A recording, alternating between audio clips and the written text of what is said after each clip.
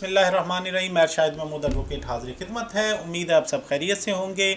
आज हम डिस्कस करने वाले हैं कि judgment of supreme court and judgment of high court की लॉ के मुताबिक, कॉन्स्टिट्यूशन के मुताबिक बाइंडिंग वैल्यू क्या है।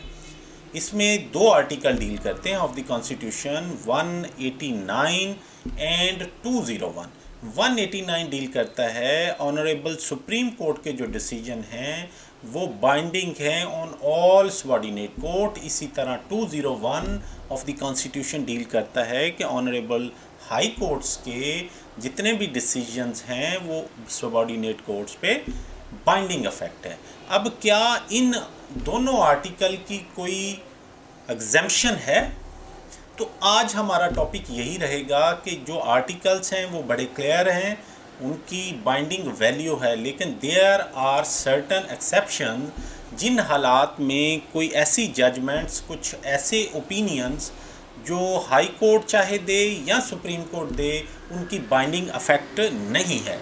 तो वो कौन कौन से हैं? सबसे पहले एक जो इंटरम ऑर्डर्स हैं वो किसी भी कोर्ट ने, चाहे हाई कोर्ट ने पास किए हों चाहे सुप्रीम कोर्ट ने पास किए हों, उनकी बाइंडिंग अफेक्ट नहीं है और वो article 189 as well as article 201 में फॉल नहीं करते। इसी तरह जो कंप्रोमाइजिंग ऑर्डर्स हैं वो चाहे किसी भी कोर्ट से हों, हाई कोर्ट से हों या सुप्रीम कोर्ट से हों, बाइंडिंग इफेक्ट नहीं रखते। Leave refusing order, honourable supreme court में सर्टन मैटर में जब अपील की प्रोविज़न आर्टिकल 185(3) में है लेकिन subject to the leave of the court होती है, तो उन केसेस में जब लीव टू अपील फाइल की जाती है तो वो लीव टू अपील जब रिफ्यूज़ हो जाती है तो वो रिफ्यूज़ल जो है वो ऑर्डर बाइंडिंग अफेक्ट नहीं रखते।